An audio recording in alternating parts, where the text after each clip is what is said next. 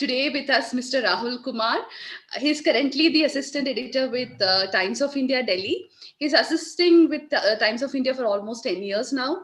His career, however, started as a freelancer for Times of India, Bangalore, Deccan Herald, and the New Indian Express while he was pursuing his bachelor's in journalism from Manipal University, Karnataka. During his bachelor's, he has also interned at Deccan Chronicle Bangalore, Hindustan Times, Hindustan Hindi Daily, and Doordarshan Kendra in New Delhi.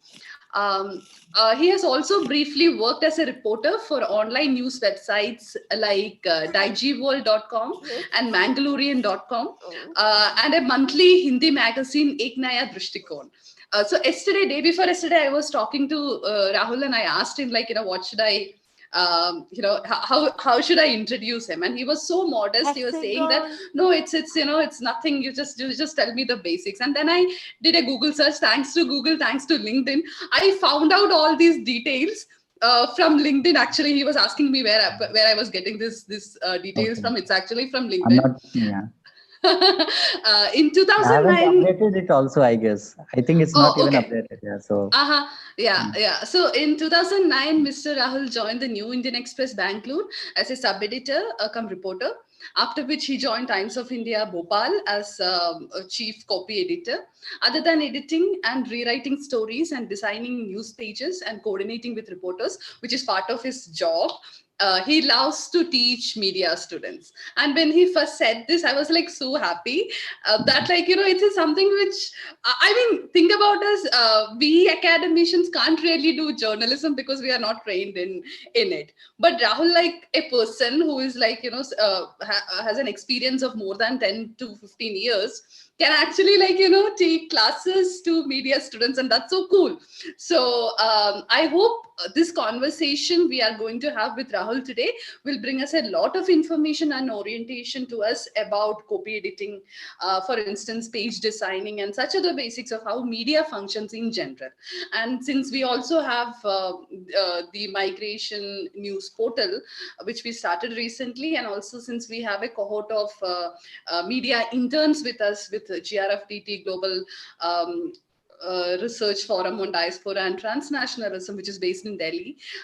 So I think this is another field which we are trying our testing waters, and GRFDT is one dynamic organization which we do interesting new things every day on a daily basis, I would say. So this our entry into media, or what we are trying to do is we are trying to kind of project, especially news related to migration, and because we are also a group of migration related scholars. So I think this conversation is going to really benefit us, especially since most of us are not from journalism or media background. So maybe how we can kind of plan this session. Rahul can talk for initial 15 to 20 minutes, or till whatever time Rahul you want to kind of deliver kind of a lecture sort of a thing, and then we'll open the platform for interaction, for Q&A, for discussion. I think that would be a better plan for the session. I invite Rahul to this interactive session of today, organized by GRFDT. Thank you so much, Rahul, for agreeing to spend your evening, especially since you are at vacation at your home. And sorry to disturb you when you're with family, but thank you so much, and the floor is all yours. Over to you, Rahul. Thanks a lot, Divya. Am I audible to all? Yes. Yeah. Okay. I just couldn't get much time to go through your entire website. Actually, I had planned to go through your entire website and find out what all things are there, and if there are any mistakes or anything that can be improved. I couldn't get much time, but I just went through. I just had a quick glance at one of the. I think it was the first story which was there on your website. It was about I just remember the headline letter, "No More American Dream" or something. I think that was the first story on your website. I just had a quick glance. So I'll just tell a few things. I just had a quick glance. So just a few things which I noticed and a couple of other stories also I went through. So it's a few minor things I noticed which were common in most of the story, most of the stories, common few common errors.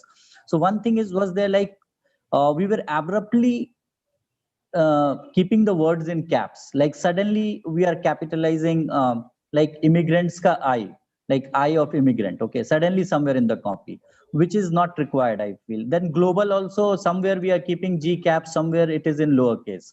So that there was no uniformity in the copy that way. Then hallmark. Hallmark is always one word, but in that story, hallmark was two word. Then there were other few minor things like before, such as we should have used comma in that copy. So then superpower should have been one word. Then last May there was something like further worst. So when like if we are comparing with something else, then it should have been further worse, not like further worst. Worst is like extreme this thing. So worst means worst. And then there was another copy, brain drain. There was another copy on some brain drain webinar by some Anjali Sahai.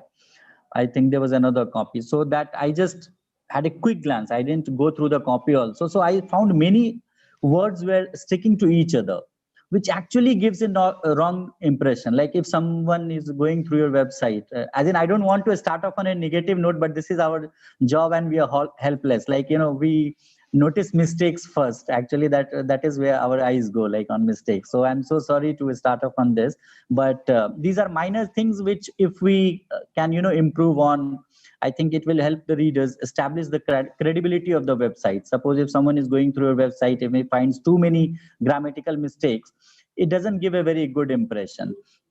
So I understand the challenges in digital media. You have deadlines, and mistakes are a common part of any media house, because we all work under strict deadlines. I really understand that. And even when we send our pages to print, we proofread again and again, like twice thrice. Still next morning, we come across some mistakes in the newspapers. That is like inevitable, you cannot avoid that. But our aim should be to minimize it as much as possible. It's impossible to give 100% error free copies or whatever, like digital stories, but our aim should be that to minimize the mistakes.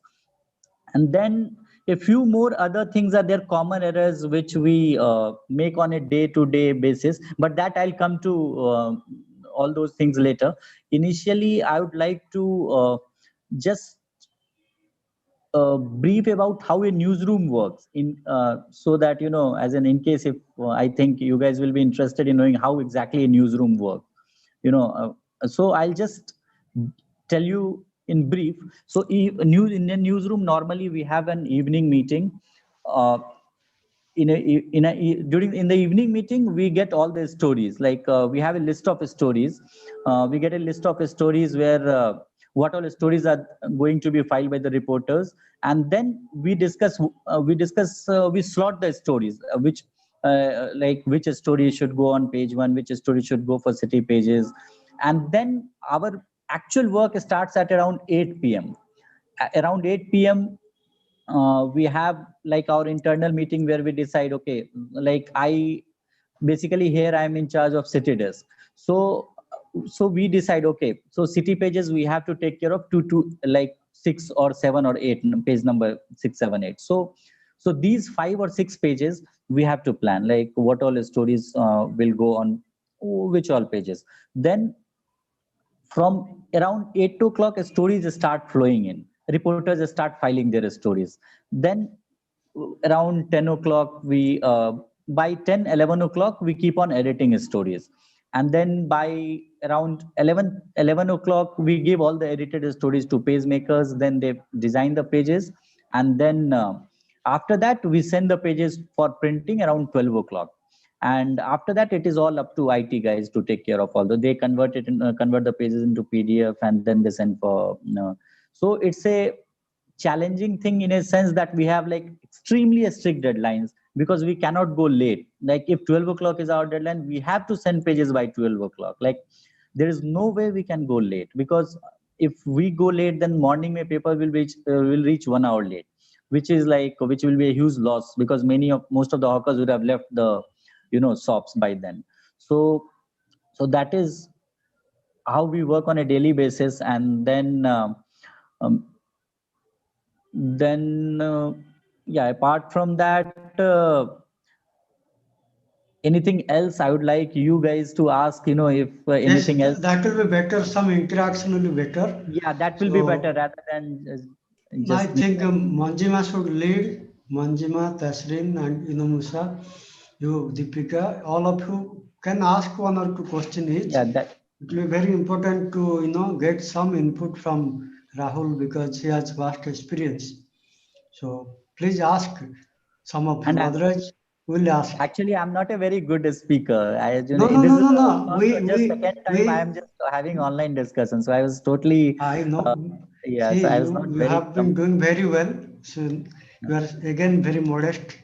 So and no issue. Okay, Manjima, because if I talk, I'll talk only about mistakes, and because that is that is my good.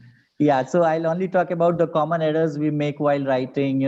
So that I'll come. I have written a few things which on a daily basis, like we make those mistakes in our copies while writing. We don't realize that we That's are true. making mistakes. So I would prefer that if you guys have anything to know about, if you want anything to know about newsroom, or One how thing that. I can ask you regarding how to manage from first reporter to final print. Who are the people? How many people involved? Sorry, Second, I didn't from get it. past reporter who Okay. contributed the Sure. content Yeah. to the final print, how many people involved in each report to edit and No, pass on till the it final? it depends. It depends. See, it depends on the organization. As in, some organizations, bigger organizations have bigger newsrooms. The smaller organizations have, and smaller centers have a smaller like desk team and all. Reporters, like reporters, suppose one reporter, he'll work on his own stories. Hmm. Suppose there is a reporter A in Delhi, so Hmm. he'll file a story by evening. He'll slot, as in he'll list it in the morning that he's going to file this story, and by evening he'll file the story. Okay. And then, so someone from desk, one person, desk will have some 10 to 12 people. As in, normally I'm saying in a normal newsroom, they Hmm. like one city desk. Suppose we have different desks like city desk, nation desk, business desk, sports desk. So one desk will have around 10 to 12 people. So one of those guys, desk guys, who is good at editing, who is some normally 3 to 4 people, they edit stories. Out of those 10 guys, there will be people who will be designing pages. So it is normally divided into two teams. Like one of the teams, one of them will be desk in charge, who will be heading the desk, and then there will be 3 to 4 people who will be only editing stories, rewriting stories, and then the other 5 6 people, they'll be designing pages. So we have softwares for both editing and designing. So one of the editors, they'll take the story, he'll take the story, he or she, they'll take the story, and then they'll give it to the page designers. They'll directly flow it onto the page. So, and then once the page is designed, we will again proofread. As in, once the page is designed, designer will say, okay, page is done. Then they'll give printouts to us, and then we proofread each and every story, provided time permits. If we don't have time, we'll just go through the headline and blurbs and straps and all, depending on the time. If we have time, we'll go through each and every story, each and every sentence, and then whatever corrections are required, we make those corrections on the page. And then we change the pages to PDF, and then we send it to for print. So that is how, as in, the flow is in a newsroom. Okay.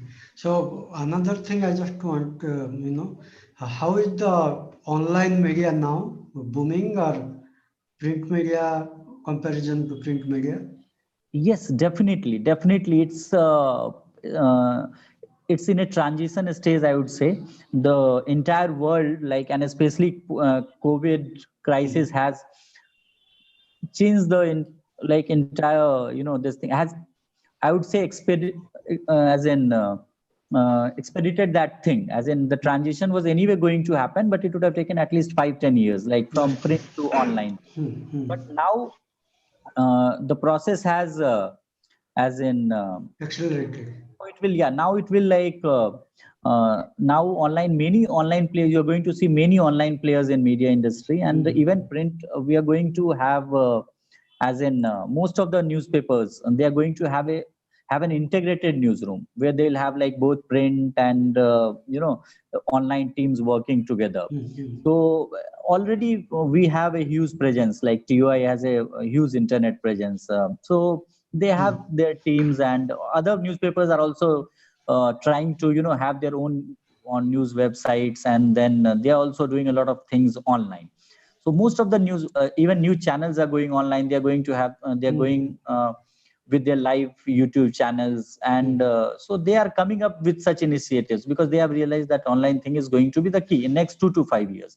So so online, because print, except a couple of newspapers, it's very, because ad guys are also becoming various, like companies and all. They are like they are thinking, they are going more for social media, marketing than print ads, because that way they think their reach will be wider, and they'll have to spend less, rather than if they want to give an ad to TUI, so online ads are like much more cheaper, so they are going for online this thing. So online is the future, there is no doubt about it, online news site. So you'll see that change very as in soon, within 2 to 3 years or 5 years, things will change, and not many newspapers um, they'll have to change their strategies, otherwise it will be very difficult for them. So be it So English newspapers or vernacular newspapers. one thing is, since you told social media is more powerful now, so Hmm. what are the usual social media you Times of India usually, for disseminating the news they use? Twitter is, I think, one of the best, but what are the Times of other? India has its own, like Twitter, obviously Twitter through other things they do, but I think their own website is quite popular. TUI is Okay. our own website is quite popular. They, Mm-hmm. as in, so they don't need much marketing as such. TUI, as in we I don't need know this is one that of kind the of, top yeah, places. as in they don't need to depend on Facebook or Twitter for publicity. So that is one thing. Obviously they do all those things, as in our reporters also, we file stories online on Twitter and Facebook, but it's not that they're dependent, as in they tie up with them, and then they, our reporters, like they are expected to stories, because to ultimately it helps our organization, because if a I story is know. shared whether on Twitter or on Facebook or anywhere, ultimately people will click on that link and they'll go to TUI website. Right. So ultimately, yeah, so TUI doesn't need, I think, I that know, I way. know. No, it has Yeah, a very long history also. I think yeah, also very and credible, marketing wise they are doing hmm, well, as in that doing well. way they have a good team, Hmm, marketing team, and so they tie up with all these things. Recently we had tie up with Facebook also.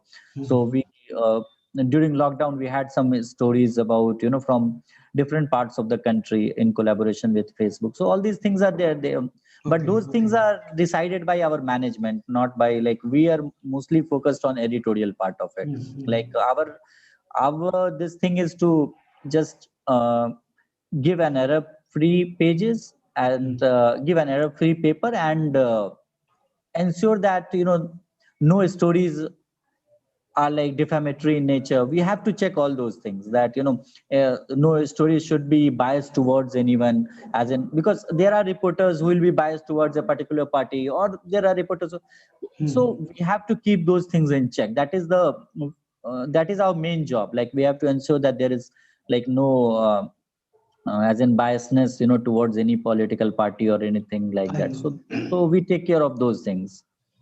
So any other question from our interns, Deepika, Inamosa, Manjima, and Tesrin? Good evening, everyone, and thank you, sir, for this wonderful session. So, my question is: so these days we hear quite an uproar about the credibility of news that we read and see. So, I want to know what are the fact-checking mechanisms usually employed by the reporting agencies while they are filtering out the news.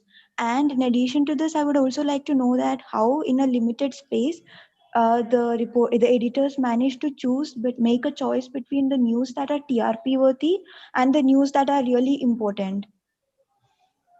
Thank you. Okay. See, coming from print background, and I'll basically tell you more from the newspapers perspective. We have our own reporters, okay, and they file stories, and so once you gain some experience, once you start reporting, once you start editing their stories, and it becomes very evident, if someone is trying to support any party, or if with some nefarious designs they are going to write any story. So we get to know those things, so we have to filter out those things. Okay, there are like what you are saying, TRP things, and so that has more to do with electronic channel, so I'll come to that later. But from print, in print still is more credible. And I think I have worked in print paper, like newspaper industry, for 10 years, and I have never faced any this thing that you have to be biased towards this thing. But yeah, newspapers also have certain constraints, as in we but I have never faced anything of that sort, that we were never forced to, publish stories in favor of anything. As a in print, what will print? That is why print is more still more credible. But yeah, there are some issues. There will be some issues. Some, like some, suppose a reporter at local level, he is corrupt. I'm just saying, giving an example.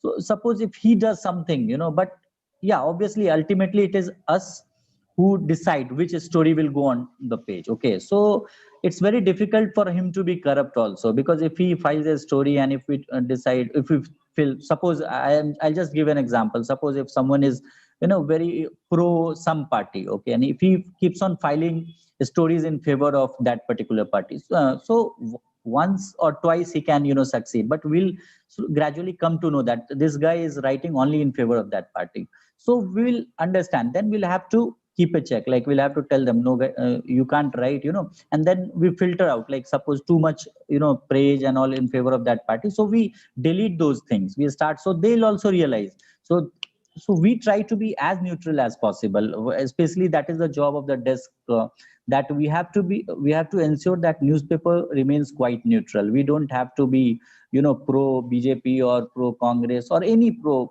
this thing, and we have to ensure that nothing is defamatory in nature. Suppose that is the first thing we keep in mind. Suppose if a person is alleging anything, like suppose someone from BJP says that someone from AAP is corrupt, okay, so the first thing we do, we tell them that, okay, this guy is speaking in public, okay, he's alleging that he is corrupt, so we must have the version of that other person. We never carry a story about without the other person's comment.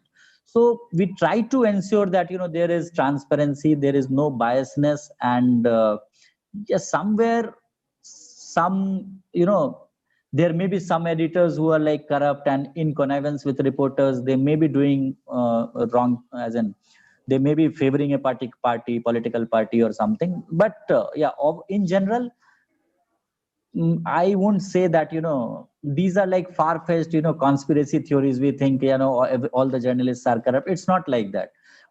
Even in like most of the newsrooms where I have worked, I find 80 to 90% of the people are like, they are really honest and passionate towards, like most of us enter journalism because of our passion towards journalism. So we don't want to, like, if we had to make money, we would have joined software industry or some other industry. But most of us, we enter this field because we are passionate towards this field. So I find most of the people on innocent. Yeah, there are some corrupt people, there are some politically aligned people, that it's very difficult to have 100% people with same mentality. It's very difficult. But yeah, but there are certain checks, like even if some editor is corrupt, there are senior managers to look after it. There are people who have been sacked despite being very senior editors, if they start favoring a particular party. So all those checks are there. It's not that and then as far as what you are saying, TRP is concerned, electronic channels, they have to show something which click which clicks with their viewers. Okay, they have to sensationalize a thing. So but print is not like that. Print may we like go with a very balanced approach. We never sensationalize things. Yes, with advent of online media and things, sometimes we play with headlines, we try to come up with more catchy headlines, and then we take care of keywords and SEOs and all these things. But still, I would say, if you are honest, as in, I don't think you'll face any problem that you have to favor any particular this thing. It depends on yes, some companies have policy, like suppose if you're working for an organization which is pro a political party, or which is funded by that political party, then obviously you'll have to write stories in their favor. That there's no denying that fact. But I have worked with Times and Indian Express, so these two papers I didn't face any problem. Express also was another very, and it depends on your immediate seniors and bosses also, and they were like quite honest, and they were like quite balanced in their approach towards dealing with the stories. So people say that all journalists are corrupt, and it's like it's not like that. So yeah. Okay. Any other question Very from? insightful. Okay. Yes, I have two questions to ask him. Can I? Yeah, please go ahead. Sir, can you tell us something about copy editing, and Yes, also, yes. and also I like to know about, for example, I have problem to pick up a story, see, the same story is reported by all the media. How can I be different from the others? That's what I face problem when I start writing it. What exactly you're doing right now? As in, are you a student or? No, I'm not a student, but I just teach in a university here. Okay. But I just sometimes I write also for some Okay. online media. Okay. Okay. But for example, now there is a farmers protest, but how can I be different from other reporters? That's what I always, when I pick up a story, suppose before the story comes to media, then so I should not repeat the same story. Have to be different from the other medias which have already they're published it. So that's what I like to know, how to pick up a story, Okay. and Uh, also about the copy editing thing. yes. Copy editing. Yeah, I'll explain. I would have come to I that. mean, do you have any criteria for copy editing? Like you just what all you look for in that, and I'll tell you. So first I'll take up that reporting angle, and then the report editing part of it. Okay. So reporters must have a nose for news. Okay, that is the most important thing we look for in a reporter. Okay, we don't want reporters to be flawless in their writing. We don't want them to be like Sasi Tharoor kind of write a speaker, that kind of so as in, we don't want them to have that kind of English vocabulary. We want them to have a nose for news, sense for news.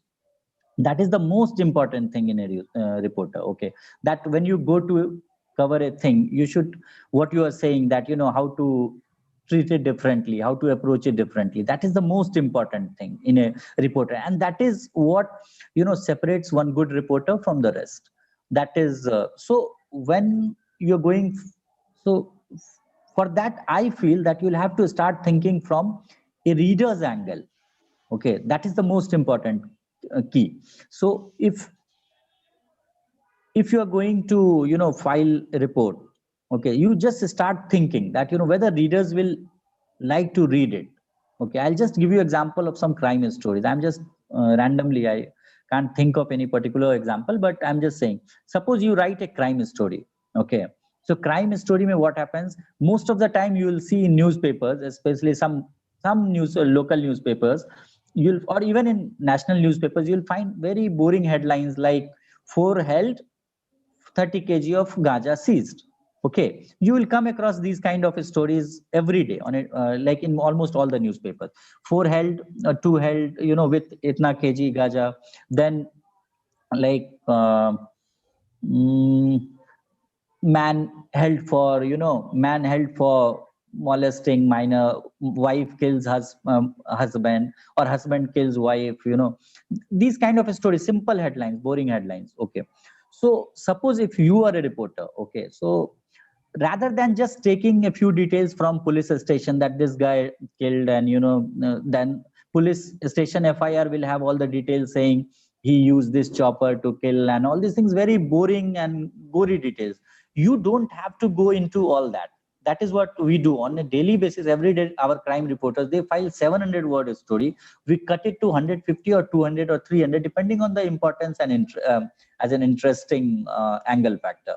So we have to look for something interesting. And I feel crime story, I'm giving example because crime stories actually are the best way to start writing, as well as crime stories. If you can edit crime stories well, you can edit any other stories well. So it's very this thing. So suppose if a crime has taken place, I feel every crime story has an interesting angle. I feel every crime, 90% at least, has an interesting angle.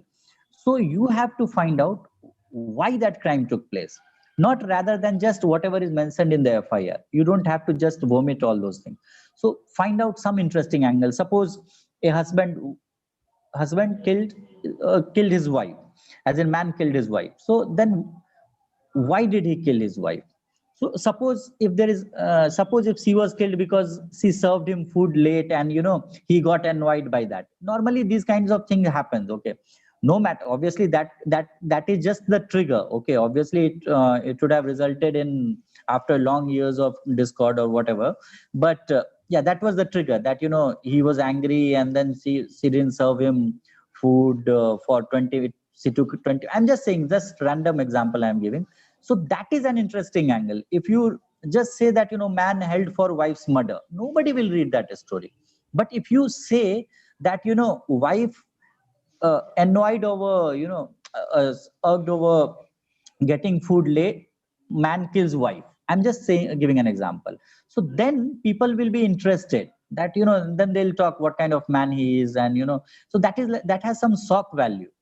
So you have to look for those interesting things in any story. So I am saying crime story because many people, most of the reporters say that what is there, like how can you present crime stories in an interesting angle? I feel crime stories can be presented in an interesting angle. Most of the crime stories can be presented in an interesting angle if you start looking at it. So any story, I'll give you a couple of examples. Once I went to one village in Madhya Pradesh, when I was in Madhya Pradesh, and so when I found that a group of women going with their mobile phones to a particular site. Some 10 women were going with their whatever, what do you call, pallu on their face and all that.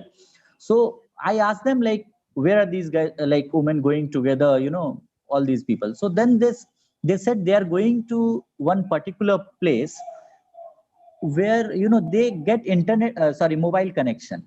Okay, so that village was so backward that they didn't have proper mobile connectivity. Forget about internet connection. So they had slots for men and women. I'm talking about a Madhya Pradesh village. So they had slots for men and women, like morning hours women would go and talk, and internet, as in they'll get mobile connectivity only at a particular, like, tila, I don't know what to like a stone, huge boulder kind of thing, a stone boulder kind of thing. So they used to get mobile connectivity only there. So I found that very interesting. As in, normally people will think, okay, if I just report saying this village does not have mobile connectivity, very poor connection is there, BSNL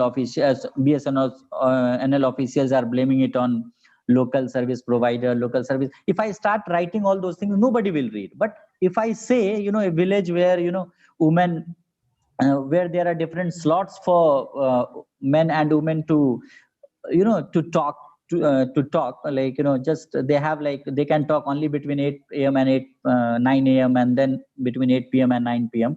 So that is an interesting, so it clicked with them. Then there are other stories I'll tell you. Like, there was another village which was very backward. I went there and it was very backward. So if you go there and if you say that the village does not have road, that does not have a school, that is a very general thing. That every village, like every state has thousands of such villages where there are no roads, there's no electricity. So all those things. So what you have to look, so in that village I found that many of the bachelor men, they were not getting married because people were thinking that our daughters will suffer if they get married to to a man of that village. So they used to come to Bhopal and stay in Bhopal, and as in say that we are residents of Bhopal, and then they would get married, and then they'll take them to their village. So you have to look for these interesting angles. So that will come once you start reading newspapers, online other stories, and once you start, if you go to a place, because these days what happens, online media, most of the stories are lifted from different places. We lift stories from different places, we just rehash them, change a few words and sentences, and we think that we can produce a very this thing, but that doesn't happen. So once you actually go to a site, then you will come across different interesting angles. You talk to people, and so sometimes what may be common for them may not be like usual for rest of the country. So you have to find out those kind of interesting angles. Like I know one district where there is like which is facing water shortage. So you don't just write about water shortage, because water shortage is rampant across the that problem is rampant across the globe. Like every other city is facing this water crisis. So if you just say water crisis, nobody will read that story. They will think it's just like another water crisis story. But if you find some interesting angle, like because of water crisis, if something happened, some very interesting or funny thing happened, or very disturbing thing happened, like because of water crisis, uh, the village men get boycotted, or some interesting, if something interesting happens because of that water. So you have to pick those angles, then it will become interesting. So suppose if someone sells his daughter, I'm just giving random some this thing, hypothetical situation, but suppose if someone sells his daughter to have hand pump, I'm just saying random, it's like too far-fetched, but still I'm just giving. So you have to look for such kind of angle. So every story, wherever you go, whether crime or anything, you will find some interest. You have to look for it, and then it will become interesting. So that is so for that you have to read. That is the only thing. And while reporting, you have to be on the site that is there. Like it is very difficult to imagine and then produce that kind of stories, because real world is actually more interesting than what you read. So once you go out in the field, then you will come across different such as stories. So that is one thing. And then there was another story where in Karnataka I did that story, that people of a tribe, they were breaking stones for 75 paise for whole day. As in, they were breaking stones for whole day for just 75%, 75 paise. That is also very general story I found. But another story what I found, that interesting story, that children of those tribes, they never used to get their hairs saved, and they never used to go to school. School also is very interesting, very general thing I find, because many tribal children, they don't go to school. But this angle, that that they don't save their hairs, okay, like for 10 years, 12, 20 years, they grow. So that is interesting. That story clicked with reporter. It was like front page anchor, that about that tribe. So we had run a series of stories on that particular tribe. So I'm saying you have to look for these things, that some interesting angle there. You will have, but you will have to go to the site. As in, from internet it is very difficult to find such interesting. You can produce, but it's very difficult, and it will be very frivolous. Sometimes you can sensationalize some interesting stories. But like suppose you talked about farmer protest. So if farmer protest is taking place, and if you want to treat it differently, you'll have to go to that protest site to find something different. Otherwise, you'll report the same thing about the farmer protest. Why is it happening? And then what the center is saying and what the state is saying and all these things. So that will be again very general thing, obviously, as you said. So you have to speak to them. If you cannot go to the site, you speak to them on phone, and then you'll get some really interesting angle. So that is the reporting part of it. Coming to editing, first thing, again, even for editing, I would say you'll have to think from reader's angle. What exactly,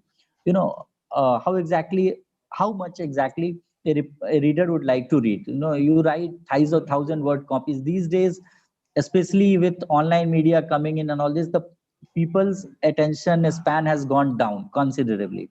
So you cannot expect a readers to, scroll, keep scrolling down for to read 1,000 word story. Nobody has time to do that until unless that particular person is like, that particular person has too much of time and is too much as in interested in that particular field. Otherwise, normal people, like suppose if you have a website on migration, if you write 1,000 word story, and if you want me to, if you expect me to read that 1,000 word story, I will never read that, because if I have nothing to do with migration as in that particular sector. So we have to keep it clean, clear and crisp. That is the, if I have to sum up entire editing thing, I'll say in 3 words: clean, clear and crisp. It should be clean, it should be clear, like what you are trying to say, and it should be crisp, as in we shouldn't be, it should have coherence, as in it should, different paragraphs should not have a scattered thought, like one paragraph we are talking about something else and suddenly we start. That happens with most of the reporters when they are overloaded with information. What happens, they try to vomit everything in the copy. That is very difficult, as in that what happens, it confuses the readers. Suppose if a crime story happen and you start putting giving too many details, it becomes really difficult for a reader to understand. He's not reading a police FIR. He wants a story in 350 words, which he can easily understand. And if he's initially we are talking in the lead, if we are talking about that crime incident, this has happened, we have to describe that particular thing, but we don't have to go too much deep in detail, as in we don't have to say that 6.6 whatever that bore pistol, this thing was used. We don't have to go that much deep. We have to find some interesting angle, and then what happened, why it happened, when it happened, and all these basic 5 W's and one H, what we say, those things should be there. Then apart from that, there are a few common things, common errors which we make while editing. But editing, it's a learning experience. I'll tell you, editing, you cannot master editing in a day or in a week or in a month or in a year. Okay, so forget about that. Don't think that I'll become master of editing in 1 week or 1 month. It's not going to happen. It's a life learning process. Trust me. You will excuse me. I'll tell you about one. I don't know if you guys have heard of him, Dr. M.B. Kamath. He was the chairman of Prasar Bharati and ex-journalist, senior journalist, foreign correspondent with TUI, Times of India. So he was the honorary director of our institute where we studied. So he was about 90 years old. He used to carry a dictionary with him all the time. You won't believe. And I told him, sir, I told him, sir, do you actually need a dictionary? He said, yes, I still, I still keep a dictionary, because what happens these days, whenever we come across any words, meaning of which we don't know, we either tend to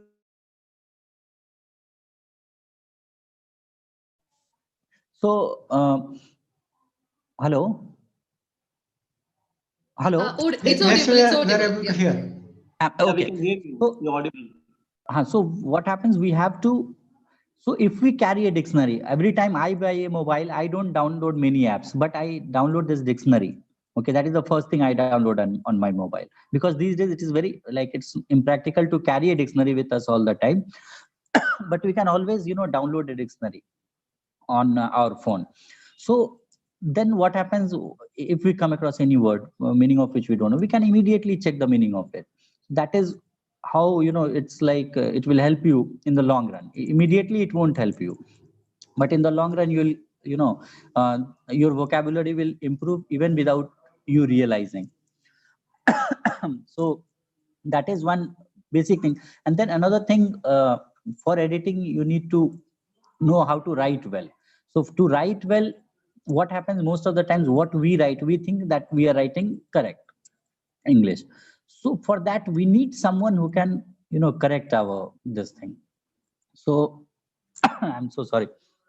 So whenever we write, try to get it checked by someone who, who can find out some mistakes in your copies. And then because we learn on a daily basis. Even now, every other day or every other week, we come across something new. So that it's a learning experience. Recently, I'll just give a small example. One place it was a weather copy, and I edited it, and one place I wrote that city is, I didn't write, a reporter had written, and it escaped my eye, and it escaped my attention. So I let it go. But next day, our editor, he called me, he said, Rahul, don't know, we should know the difference between rain and rainfall. So then I realized, okay, yes, what he's saying is right. But we work in under challenging circumstances. We don't have that much time. So that time it just missed my this thing. But then I realized, yes, I should have been more careful, because there is a difference between rain and rainfall. When you're talking about rain, you're talking about rain in general. But when you're talking about rainfall, it is measurement of rain. Okay, so you cannot say that the city received 5 mm of rain, then you'll have to say rainfall. So these are minor things which we don't realize. Then, like, a few basic words I'll just quickly tell, which we write wrongly. Even in newspapers you'll come across some, like underway is usually 2 words, we write as 1 word. Then practice as a noun, most of the times we write practice, practic. Most of the time we don't realize what is the difference between practice and practice, which is verb. Like when you go to practice, then we have to say practice.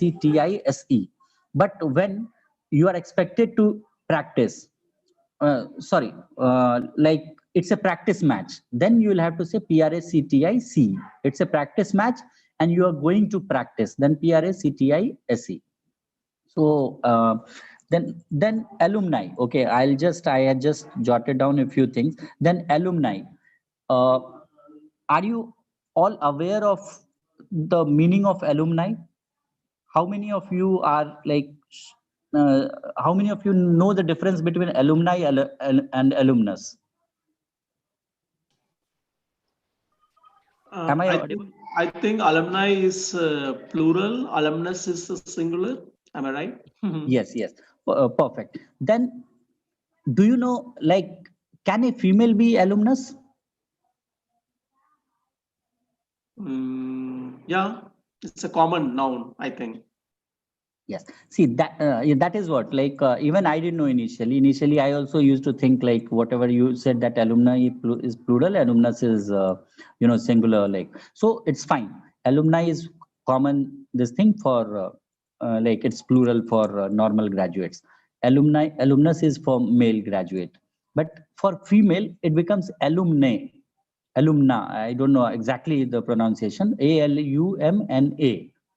That is the term for female graduate.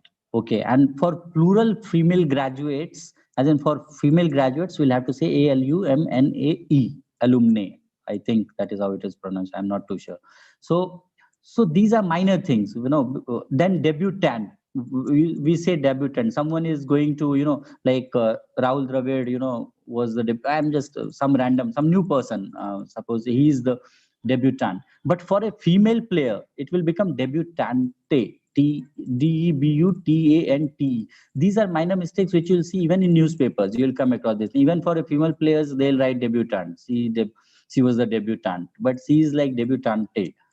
It's like just one, and then a couple of other things I had just written. Then we say abreast of something, not abreast with something. Most of the time, even newspapers will find abreast with this thing. So that is wrong. Then you accuse of someone, not accuse with. You accuse someone of something. So these are just minor things I'm saying. But then you charge someone with murder or something. Then okay, then artist and artist, like most of the times we get confused. What is the spelling of artist? Even in a newsroom, some guys will say, "Oh, this is American English, this is British English," but there's a difference.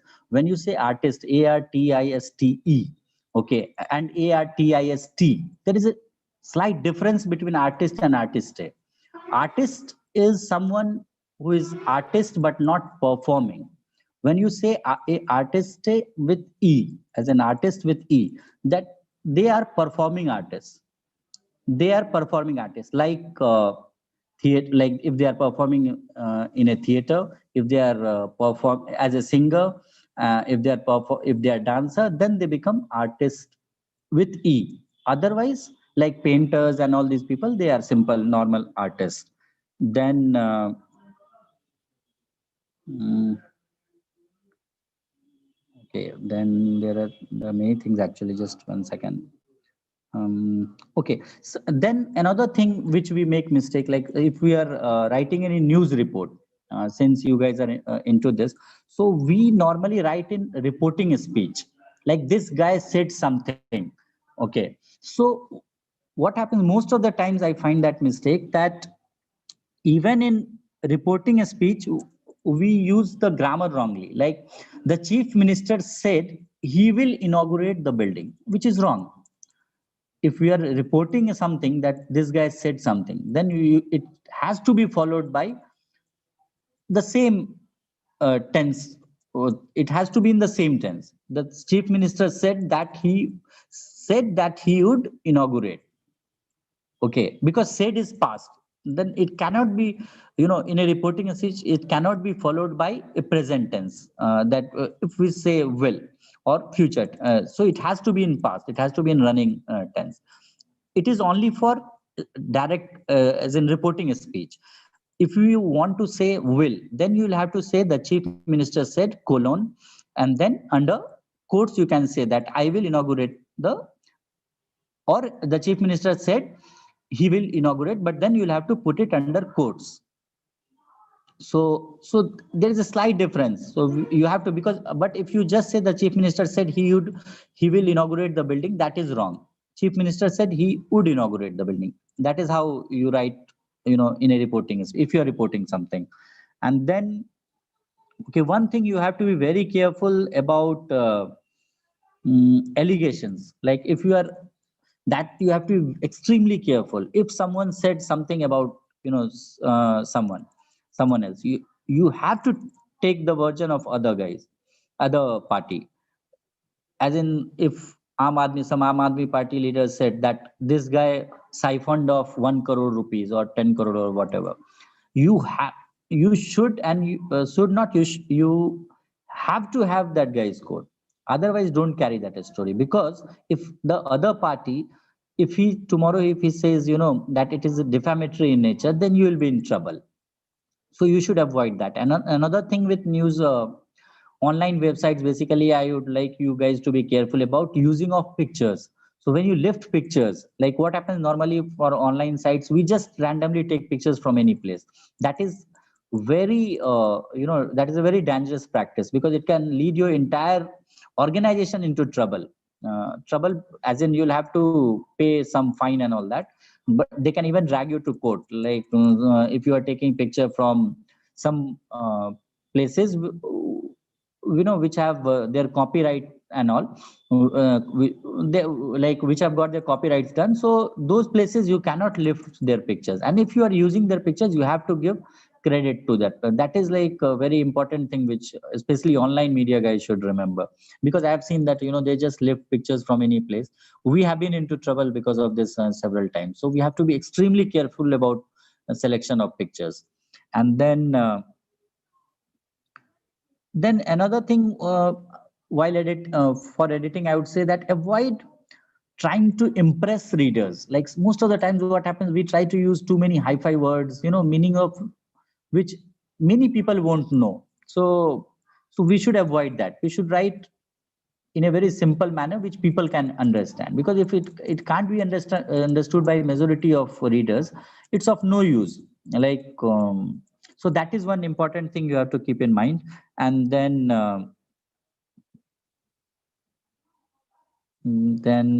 what else? Okay, just one second.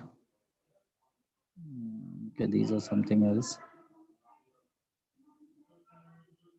Then even use of like will and would is very commonly wrongly used words. Will and would is past of will, but in certain cases it can be used in present tense also. like in case of uh, so in case of imaginary situation, if you are discussing an imaginary situation, that if this happens, then I would have, like if I were rich, I would have completed the I would have bought this house. There you can use wood, but don't say that, the don't use wood everywhere. That is very bad practice. These days everyone uses wood everywhere. So wood is actually the past of will. So if you say that I would be going to my village tomorrow. I'm just saying, as in, no, that is actually very different. So I'll just give you another example. Uh, he would be inaugurating the building tomorrow. He's going to inaugurate, if it is confirmed, as in if it is confirmed, then you don't need to say would. As in you just say he'll be going to Delhi tomorrow. He'll be traveling to Delhi tomorrow. You don't need to say would here. If it is in reporting a speech that he said that he would be going, so there you'll have to say would. If you are saying in a reporting speech that the chief minister said he would be going to Delhi tomorrow, there you'll have to say would. Otherwise, say that the chief minister will be going to Delhi tomorrow. Are you getting the difference? The chief minister will be going to Delhi tomorrow. The chief minister said he would be going to Delhi tomorrow. So this is the difference. Then okay, so that's it. Anything else? As in, I just jotted down a few things which came to my mind, because these are the most commonly used mistakes which we make. So common mistakes which we make in our day-to-day this thing. So, Thank you so much for such a nice clarification and also, good explanation on my doubts. So anything our anything interns else? want to ask, or I think we got a very good idea about how to write a report and also how to edit. And these are the common mistakes actually we do every day. So and very good, very well he presented also those. Anyone want to ask anything? Tasrin, Musa? I hope they are not bored. No. They're listening, but what I'm saying, they may not have question to ask. No, anything. It Ah, need not be like anything. You don't need to, just whatever. Yeah. Even if it's minor doubt or anything, you can ask. No yes, issues. yes, yes. Can I ask? Please, Okay, please, I will ask please. after Smita. Yeah. Thank you, Rahul. Very insightful, very interesting. I have two small questions. Number one, I'm not from this journalism background, but my question is from general understanding of the profession. What is good while writing a report? What is good? To be methodical or to be natural? Number one. And number two, like I'm a researcher, for researchers, plagiarism is a big issue. We always be very, very careful. So is it also with you? I mean, the people Yes, in yes, journalism, or you yes, guys have yes. little upper hand or little free hand while No, sourcing? no. We cannot plagiarize, as in plagiarize. No Because issue. so many places the sources are not given news, and people used to No, take. no. No, we actually we can't even take that liberty to plagiarize, because we have to see it's a big organization. As in, we cannot go wrong. We carefully go through each and every word what we write while editing. We have to be careful about each and every word. One word we cannot go wrong, or we cannot lift from some other place until unless we are sure about their credibility. So even then we don't lift anything. But sometimes, yeah, what happens, like reporters, they take stories from PTI and agencies, and then they change the words and sentences. But agencies, it's okay, you can rely on them, news agencies. But Okay. otherwise they don't take anything. Even agency copies, they don't live directly, because if they take agency copies, we come to know, because we have the list of wires stories also. We read every day, we read agency stories also. The moment in the evening, whenever we have time, we go through all the evening stories, wire stories, just to know what is happening in the city. So if they lift from there, we'll come to know. Then what we'll do in that case, what we do, as in we just give PTI, like if we are taking a story from PTI, and if he has lifted it, we give PTI byline. We don't take the report. So that we come to know. It's very difficult to, as in cheat that way. So plagiarism, there is no place for plagiarism in our profession, as in like you guys. We don't, and we have like just 300 words, and we report normally on a daily basis. So there is no scope for plagiarism as such, because we just report what is happening, so which has not been reported before. So there is nothing like, we don't write essays or reports like you guys, that we can cite some previous references and anything. So we have to quote, we have to report, and we have to quote. So there is not much scope of plagiarism also in our this thing. And then as far as you ask, with methodical and natural, both are important. You have to be methodical, as in methodical in a way, like suppose if you are writing research paper, I'm not very well versed with the research thing, but I'm just saying you have to be methodical in your approach. You have to go through like introduction and whatever method means. You have separate sections like hypothesis and then conclusion and whatever, as in conclusion is the last part, then whatever sequence you follow for to prepare research. So you have to methodical, you have to be uh, that way you have to be very systematic in your approach. So same goes with us also. Only thing is we don't follow a uh, set story ka format. We don't have any fixed format. It depends on the space. Like 150 word story, we will present it differently than 500 word story. But every story will be different. As in, we don't have a set format. It all depends on your creativity. So you have to think creatively that how you can present the story in a best possible manner. And so that is the job of desk reporters. They just dump stories, they give us raw information, and we actually present it in a manner that reporters find it interesting. That is our job actually.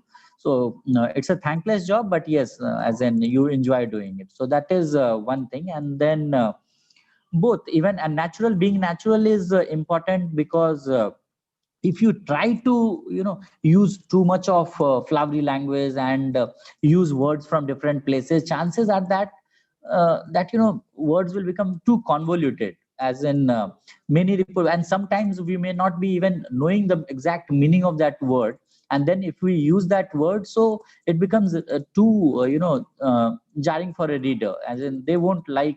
And they, readers, what we say in a newsroom, that readers don't carry a dictionary while reading newspaper. So we should not be using that kind of language which people cannot understand. So we have to be very we have to keep it very simple, and so that layman can understand. I think even otherwise also, even other papers, we don't have, until unless you are writing a featured story. Suppose even in, we have featured sections like Times Live, Sunday Times, and some editorial pages, some editorial articles. There you can take some creative liberty. Feature pages you can take some creative liberty, but otherwise normal pages, try to keep it as simple and as possible, so that readers can understand. I remember one reporter, she was like quite young. She was just she had just entered the profession, or she was just a trainee or something, I don't remember exactly. So she wrote one she joined as a sports reporter. She wrote one story, and about some match which happened in Indore long back, and at Holkar or some stadium. I don't remember the exact name of the stadium. So that stadium, that match was held, and she wrote a 1600 word article. It was between India and I don't remember the exact team, and where Sachin Tendulkar or Sehwag, someone had scored double century that match. So she got too excited, and she wrote a 1600 word article. And when I sat down to edit that story, there were at least 15 to 20 words, meaning of which I didn't know. Okay, so I had to check the meaning of which, check the meaning of those words on Google every time. And I found the meanings quite different from what she was trying to convey.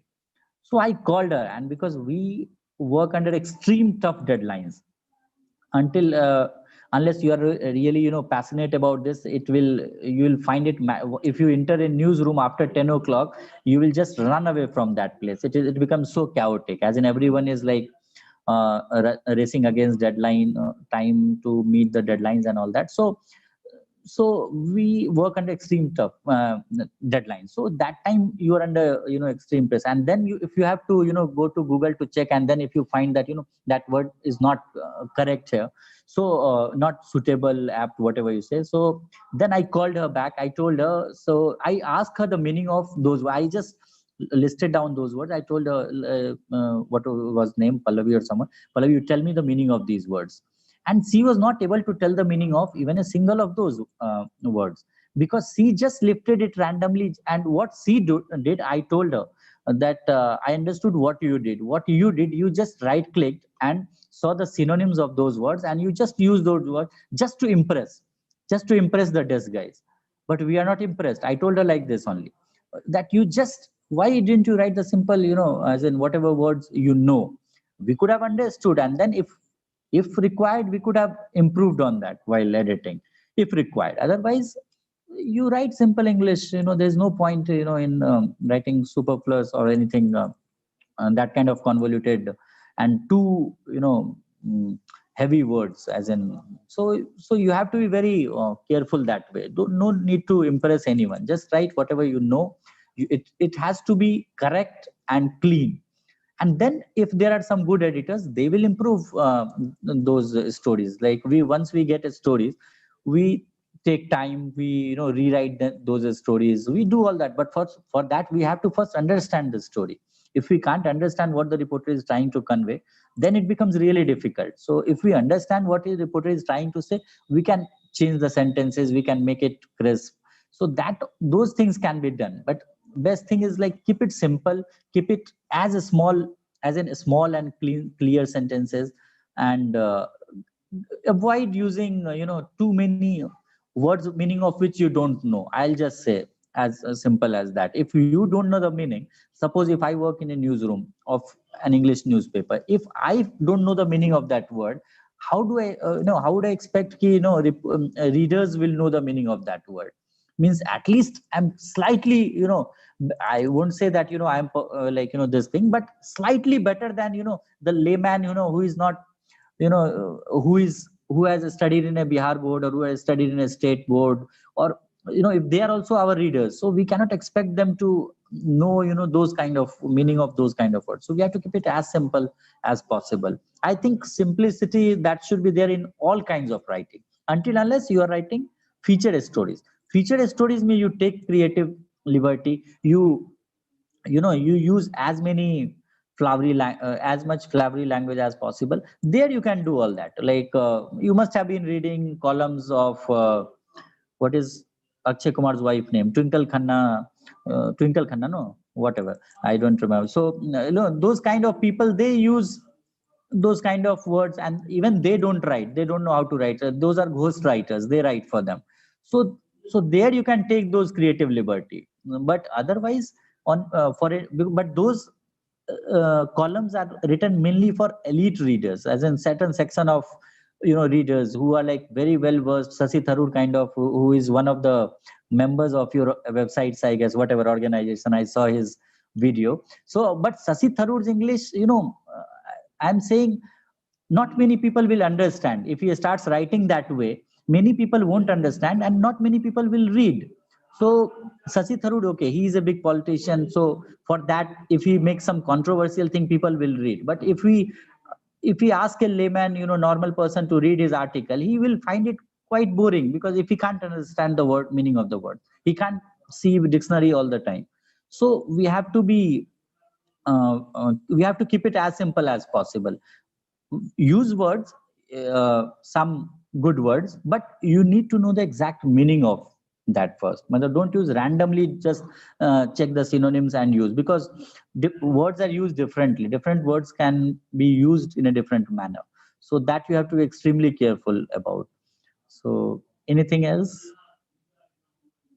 Tesrin wanted to ask something. I don't know whether she is Yes. there. Yeah, just a really quick question. I want to know, like, what kind of challenges do you face in trying to not sensationalize your news? In other words, like, how do you avoid sensationalizing your news, especially if it's something like, as you mentioned with the sports writer, something you're super passionate about, or if it's, let's say, like issues, very dehumanizing things. Like, how do you avoid you know, having your sentiments play a part in what you write? How do you detach yourself in that way? No, see, print media, we don't sensationalize. Okay, we are that way. We are very balanced in our approach.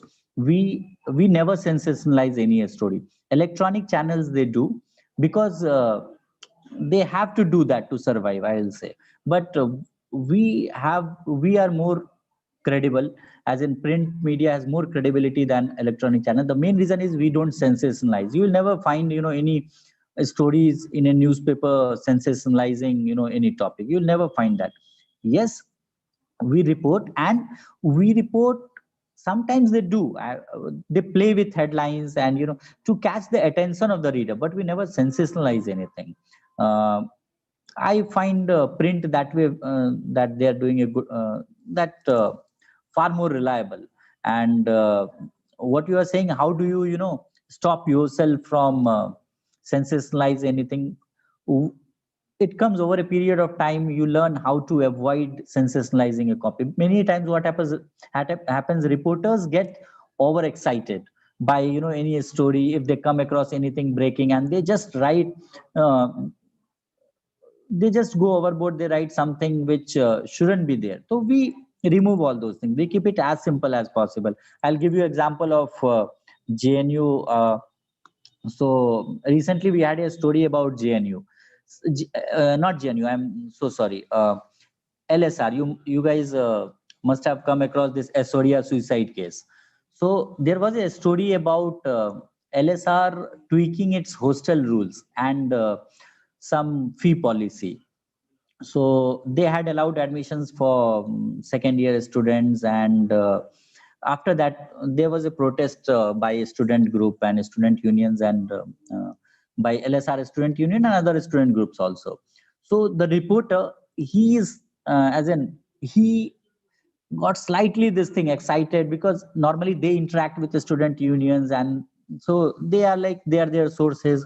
So he got too much excited. He wrote 700 words story saying it's a huge victory for students union, and the this suicide case. He started writing too much about the suicide, and there were a few things which were like slightly uh, sensationalized things, which could have gone or I would say so, which was against target, which was targeting administration. So I'm saying it's not that we don't target administration, but unless it's, there is no point in us portraying who is winner or who is loser. We have to say that there was a protest, and this, following the protest, administration has changed its hostel policy. So that's it. So I edited that story, and I trimmed it down to 150 or 200 words, saying that LSR tweaks hostel policy following protest, is following students protest or something like that.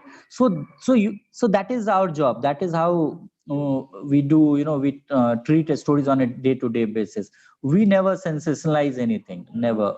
As in especially, there are some people, even in media and even in print industry, there are some editors who like to sensationalize, because I won't take names, but I have worked with a few editors who like sensationalizing things. But right now he is the editor of a tabloid. So tabloid is fine, as in he's working for a tabloid and it works for him. But for a newspaper, broadsheet newspaper, we have certain credibility, and so we never sensationalize. So, any other? Otherwise, we'll conclude. It is almost 1 hour, 20 minutes. Initially, we thought it may be 20 minutes. Almost 1 hour we added. Firoz, anything you want to add? No, sir, just no, just like to thank him for the deep inside whatever the way he has expressed and explained the thing. Na, it is very interesting and quite informative. So thank you, sir. Thank you very much. Thank you, Firoj. Okay. Divya will give vote of thanks, or I'll give. Sir, Not I think required, you not should give required, the not Okay, no, no. okay. required. No, no. It's Rahul deserve a proper vote of thanks. Yes. So not the same person will give. So I'll give on behalf of this organization, and Rahul's insight into the common mistakes is very important. In fact, every day we know you commit this mistake, still we don't know. And these are Exactly. all initial stage is very important. And also your experience with various media, print and online is very insightful. And these are the way what we actually influence and make little more perfect our activities. And because we are actually trying to not going to people and masses as much. Ours is more into policy and academics, but that is also area we can venture in the future.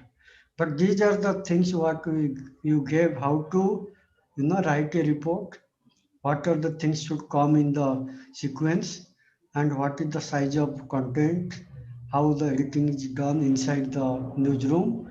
All these are very important for us. And thank you, Rahul, so much. And our interns are, in fact, many of them couldn't come, but we'll share with them this talk. Thank you again. Thanks a lot. Thanks a lot. Divya, anything you want to say?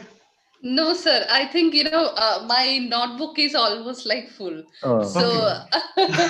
so it's very informative. Thank you so much, Rahul, for your time no, thanks, Divya. Thanks a and your lot. passion in explaining all of this to us. Mhm. That's like detailed explanations. And thank you so much for that. No, thanks, Welcome. Divya. Thanks a lot. And Okay, Rahul, take yeah, care thank, and thank you See so you. much. thanks a lot, all of you, and wish you all best of luck. Thank you so much. Thank Thank